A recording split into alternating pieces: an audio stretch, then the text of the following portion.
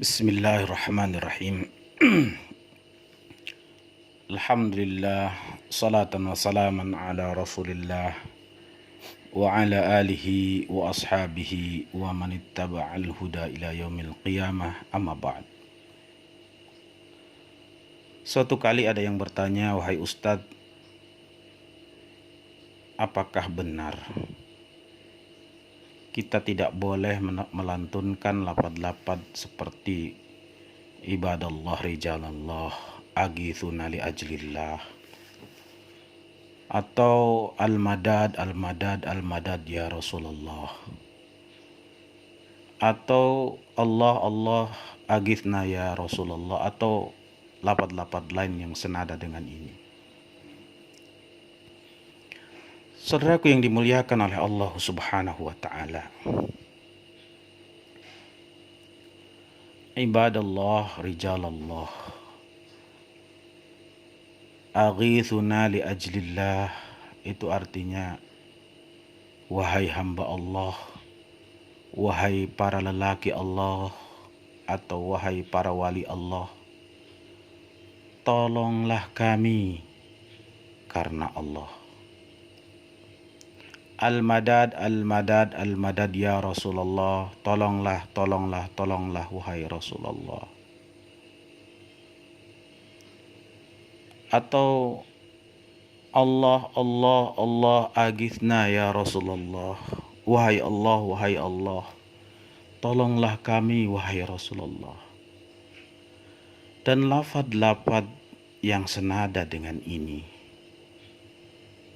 itu semua mengandung doa kepada selain Allah. Saudaraku yang dimuliakan oleh Allah Subhanahu wa ta'ala, doa itu adalah ibadah. Rasulullah Shallallahu Alaihi Wasallam pernah bersabda dalam sebuah hadis yang diriwayatkan oleh At-Tirmidzi. Beliau bersabda, ad-du'a'u huwal ibadah. Doa itu adalah ibadah. Maka kalau doa itu adalah ibadah,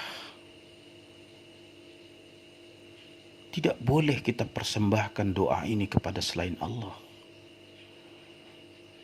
Karena ketika kita berdoa kepada selain Allah, maka sesungguhnya kita telah beribadah kepada selain Allah. Dan ini syirik. Bahkan bisa jadi syirik akbar.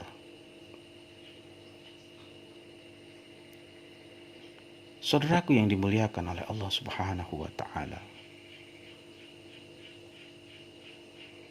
perkara syirik itu bukanlah perkara yang kecil. Perkara syirik ini adalah perkara yang besar.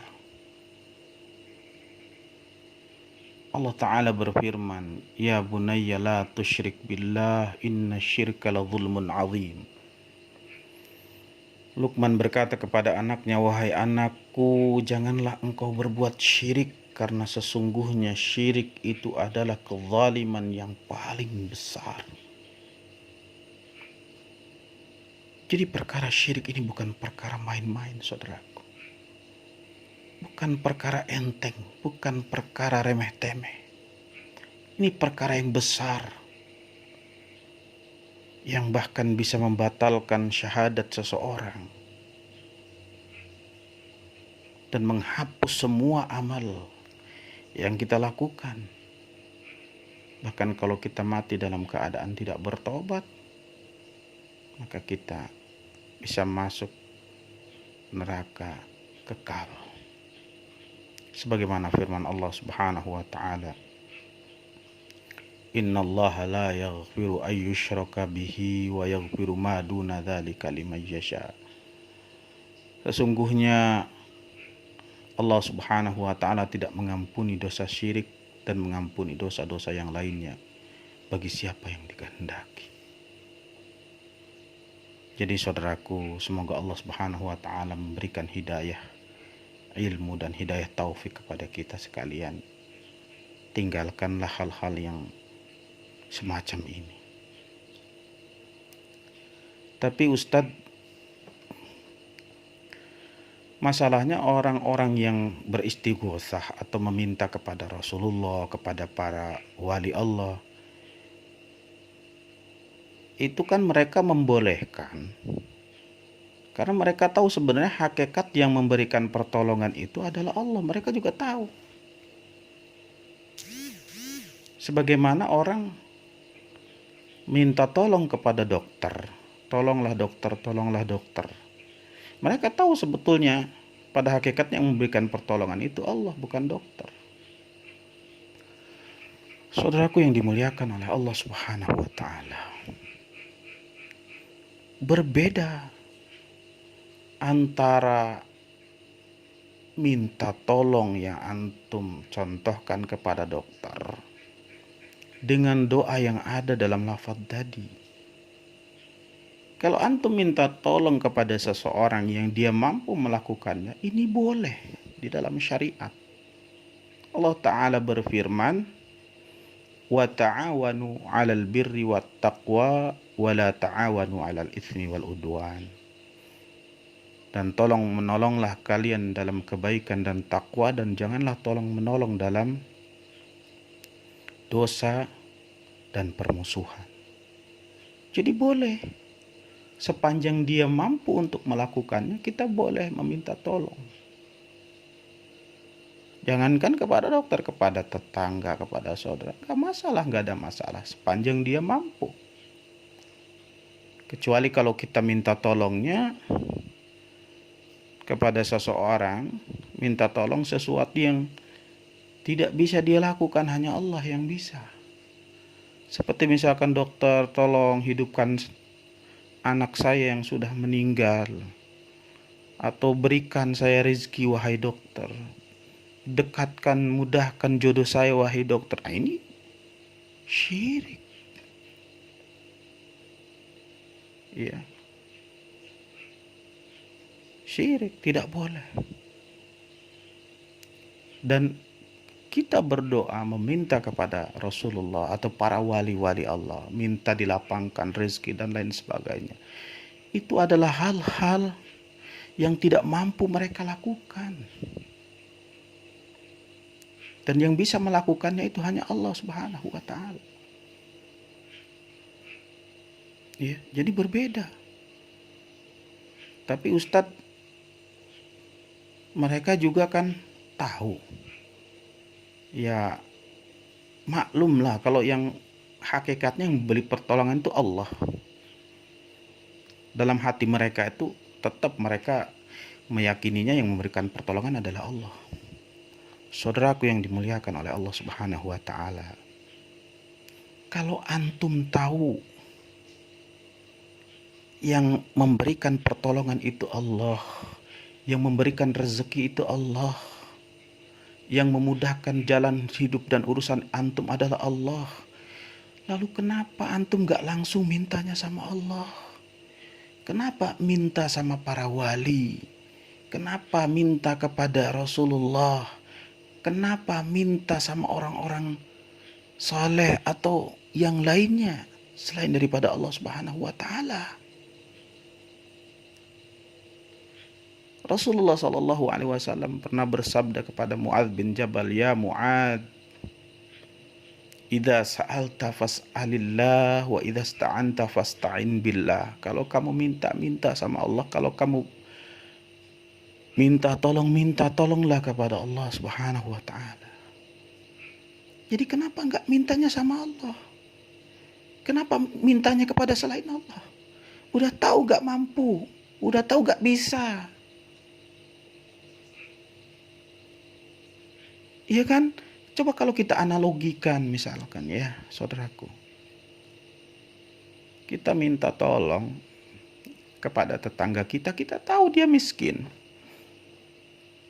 Kita tahu dia miskin, gak punya apa-apa. Terus kita bilang, Pak atau Bu, tolonglah saya, pinjemin saya uang buat bayar sekolah anak.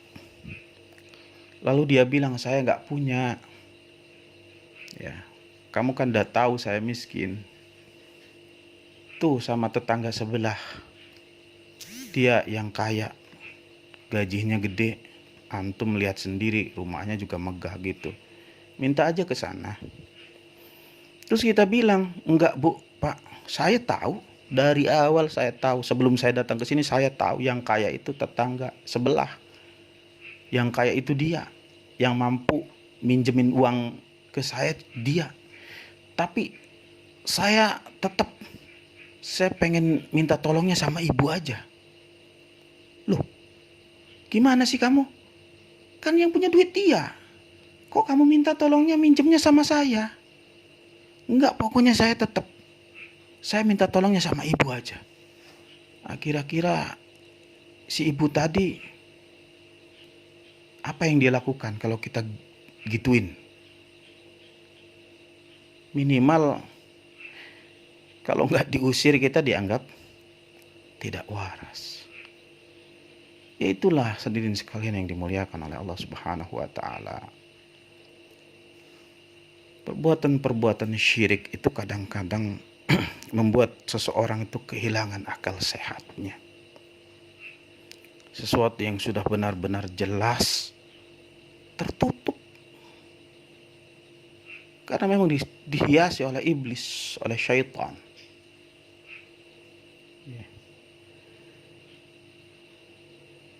Begitu kira-kira hadirin sekalian yang dimuliakan oleh Allah Subhanahu wa taala yang dapat saya jelaskan terkait masalah istighatsah. Ya, kalaupun ini boleh, seandainya boleh, ya. Dari mana coba kita? Dari mana?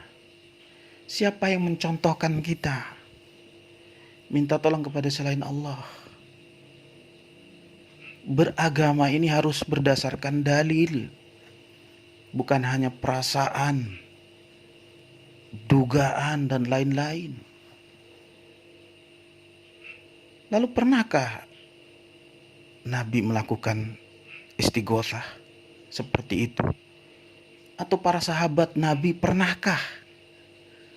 Atau tabi'in adakah yang pernah melakukan istighotsah minta tolong kepada selain Allah? Atau para tabi'in ada? Tidak. Tidak ada. Lalu kalau mereka semua para pendahulu kita, generasi salaf, yang mereka sangat paham dengan masalah agama ini sepaham-pahamnya, tidak pernah melakukan hal seperti itu. Lalu dari mana datangnya ini semua? Dari mana? Maka dalam beragama ini kita mulai belajar untuk membuka pikiran kita. Jangan taklid buta, mengikuti sesuatu tanpa kita tahu, tanpa kita paham dari mana dasarnya. Kita coba tanyakan dari mana dalilnya, dari mana dasarnya. Jangan sampai kita ikut-ikutan terhadap sesuatu yang kita tidak mengerti dan tidak paham, yang justru itu akan mencelakakan kita. Allahu a'lam bishawab. Subhanakallahumma bihamdika asyhadu an la ilaha illa anta astaghfiruka wa atubu ilaik. Wassalamualaikum warahmatullahi wabarakatuh.